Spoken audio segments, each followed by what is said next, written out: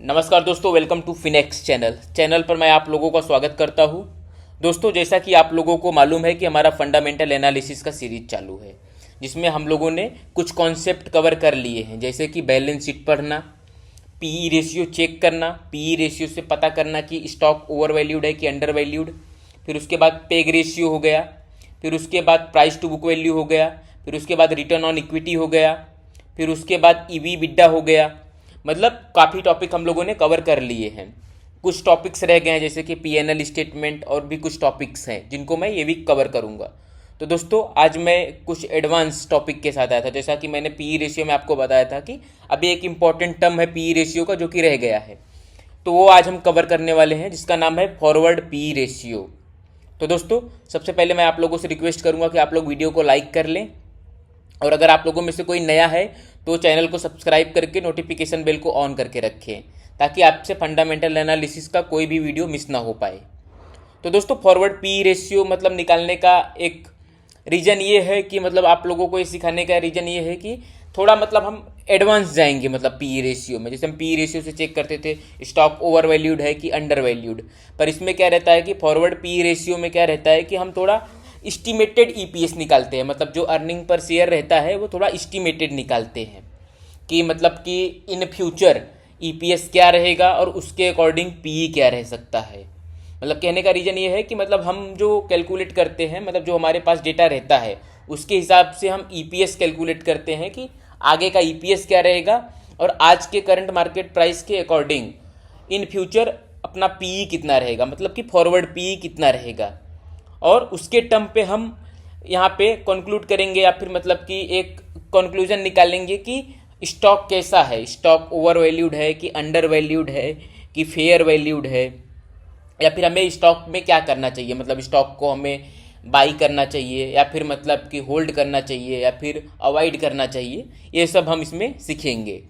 तो दोस्तों, सबसे पहले तो मैं आप लोगों को बताऊंगा कि फॉरवर्ड पी रेशियो कैलकुलेट कैसे करते हैं। जैसा कि पी रेशियो हम कैलकुलेट करते थे कि प्राइस ऑफ शेयर से हम ईपीएस को डिवाइड कर देते थे, तो फॉरवर्ड पी रेशियो में भी लगभग सेम फॉर्मूला है, बट फॉरवर्ड पी रेशियो का फार्मूला है प्राइस ऑफ शेयर है, जो मतलब कि करंट मार्केट ऑफ प्राइस है, उसके डिवाइड करेंगे हम एस्टिमेटेड ईपीएस से। ठीक है, अब एस्टिमेटेड ईपीएस कैसे निकलेगा आपका? एस्टिमेटेड ईपीएस कैसे निकालते हैं हम? लास्ट 3 ईयर का हम ईपीएस लेते हैं। लास्ट 3 ईयर का ईपीएस लेने के बाद हम उसको इन फ्यूचर, मतलब जो आगे का ईपीएस रहेगा उसके अकॉर्डिंग हम कैलकुलेट करते हैं। उसके अकॉर्डिंग कैलकुलेट करने के बाद, हमारा एस्टिमेटेड ईपीएस कैलकुलेट करने के बाद, हम जब प्राइस ऑफ शेयर से वो एस्टिमेटेड ईपीएस को डिवाइड कर देंगे, तो वहाँ पे आता है हमारा जो रेशियो निकल के आता है वो फॉरवर्ड पी रेशियो होता है। तो दोस्तों, मैं आऊँगा आपको स्क्रीन पे लेके एक एग्जाम्पल के साथ। आइए आपके सामने मैं एक एग्जाम्पल लेता हूँ। सिटी यूनियन बैंक करके एक स्टॉक है उसका। ठीक है, ये रहा सिटी यूनियन बैंक का डेटा, मतलब प्राइस है, बुक वैल्यू है, फिर उसके बाद पी रेशियो है। ठीक है, अभी इसका पी रेशियो कैलकुलेट कैसे करते हैं मैंने आप लोगों को बताया था कि प्राइस को ईपीएस से डिवाइड करते हैं, मतलब जो करंट मार्केट प्राइस है उसको ईपीएस से डिवाइड करते हैं। ठीक है, अभी आपके सामने ये ईपीएस का डेटा है।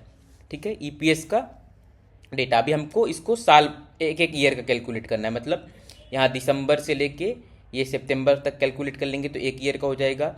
फिर ये दिसंबर से लेके यहाँ तक कैलकुलेट कर लेंगे तो ये एक ईयर का हो जाएगा।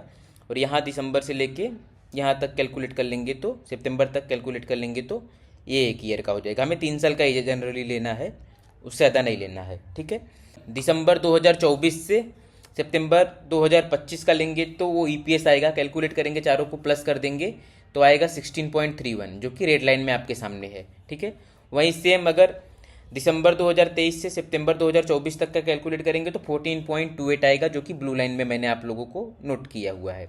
ठीक है, वही सेम दिसंबर 2022 से लेके सितंबर 2023 तक कैलकुलेट करेंगे तो 12.74। अब हमें CAGR कैलकुलेट करना है, तो इनिशियल वैल्यू जो कि 12.74 है और फाइनल वैल्यू 16.31 है, इसका CAGR कैलकुलेट करेंगे, जो कि आपके सामने निकल के आएगा 8.6 के आसपास का। ठीक है, अब उसके हिसाब से ईपीएस, नेक्स्ट ईयर का ईपीएस कैलकुलेट करेंगे, तो मतलब 8.6% 16.31 में ऐड कर देंगे, तो जो कि निकल के आएगा 17.7 के अप्रॉक्स। ठीक है, ये हो जाएगा अपना नेक्स्ट ईपीएस। अब फॉरवर्ड पी रेशियो निकालना है, तो आज का जो करंट मार्केट प्राइस है वो 275 है, ठीक है। उसको हम डिवाइड करेंगे 17.7 से, जो कि निकल के आएगा 15.5 के आसपास का। अगर आज के पी से कंपेयर करें, जो कि मतलब 16.9 के आसपास है, तो उससे कम है, मतलब कंपनी के लिए एक पॉजिटिव साइन है। मतलब कंपनी आप बाई कर सकते हो अगर मतलब आप बाकी के रेशियो अगर चेक कर लें। जैसे कि इनिशियल मैंने आपको बताया था, ये फॉरवर्ड पी रेशियो तो निकल के आएगा, मतलब ये एक कॉन्सेप्ट हो गया, ठीक है। फॉरवर्ड पी रेशियो निकल के आया 15.5 के आसपास, जो कि अपना करंट पी 16.9 से कम है, तो कंपनी के लिए पॉजिटिव है। मतलब आप अगर डायरेक्ट अगर मैं समराइज करूँ इसको, तो अगर आप फॉरवर्ड पी रेशियो निकाल रहे हो, अगर वो करंट पी रेशियो से लेस है, तो स्टॉक को हम जनरली अंडर वैल्यूड मानते हैं, या फिर मतलब हम मानते हैं कि इसको हम बाई कर सकते हैं, ठीक है। अगर forward P ratio current P ratio के बराबर है, मतलब इक्वल वैल्यू है, तो हम कंपनी को बोलते हैं कि कंपनी फेयर वैल्यूड है। उसके बाद अगर forward P ratio current P ratio से ज़्यादा का आता है, तो हम बोलेंगे कंपनी को कि कंपनी ओवर वैल्यूड है। जनरली क्या होता है कि मैं आप लोगों को एक समराइज और तरीके से बताता हूँ कि उसकी वैल्यू क्या रहनी चाहिए। मतलब अगर 10 से 15 के आसपास का पी है, तो मतलब हम अच्छा मानते हैं। 15 से थोड़ा ज़्यादा है तो हम बोलते हैं कि ठीक ठाक है, मतलब कि बाई कर सकते हैं अगर कंपनी के बाकी डेटास अच्छे हैं तो। और अगर 20 से ज़्यादा है तो हम बोलते हैं कि ओवर वैल्यूड है, या फिर मतलब हम बोलते हैं कि नहीं अच्छा है, अवॉइड करना चाहिए।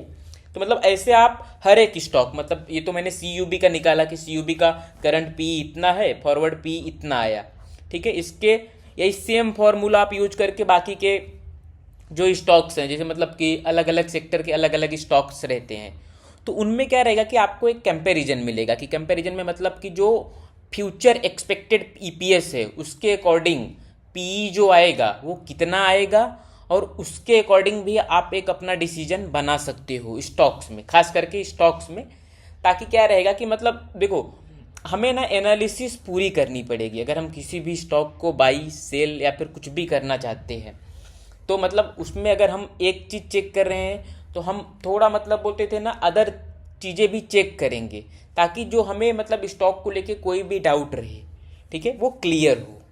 ठीक है दोस्तों, उम्मीद करता हूँ आप लोगों को फॉरवर्ड पी का कॉन्सेप्ट समझ में आया रहेगा कि मतलब एक तो इसको निकालते क्यों हैं, और दूसरा इसको निकालने के बाद मतलब हमें स्टॉक को जज कैसे करना है। और सबसे इम्पोर्टेंट चीज़ कि मतलब सिर्फ एक इंडिकेटर या फिर मतलब एक एनालिसिस के तौर पे या फिर एक फंडामेंटल एट्रीब्यूट के तौर पे आप किसी स्टॉक को बाई ना करें। आपको हर एक चीज़ चेक करना है, और वो हर एक चीज़ मैं आपको बताता हूँ। मतलब अगर एक चीज़ से होता पॉसिबल तो मैं आपको सिर्फ पी रेशियो पढ़ा देता था और बोलता था कि आप इसके अकॉर्डिंग पे आप स्टॉक वगैरह में एंट्री वगैरह जो भी रहेगा आप बना सकते हो। नहीं, आपको हर एक चीज़ चेक करना है, क्योंकि क्या होता है कि क्वार्टरली रिजल्ट आते हैं, फिर उसके बाद बाकी इवेंट रहते हैं कंपनी के, वो सब भी आपको चेक करना पड़ता है। वो सब चेक करने का रीज़न क्या है कि स्टॉक के बारे में आपको जितना ज़्यादा से ज़्यादा इन्फॉर्मेशन रहेगा, उतना ज़्यादा से ज़्यादा आपकी एक्यूरेसी रहेगी। वीडियो देखने के लिए धन्यवाद। अगर आपने लाइक नहीं किया है, अगर आपको यूजफुल लगा वीडियो, तो वीडियो को ज़रूर लाइक करें, अपने फ्रेंड्स और रिलेटिव के साथ ज़रूर शेयर करें। दोस्तों धन्यवाद।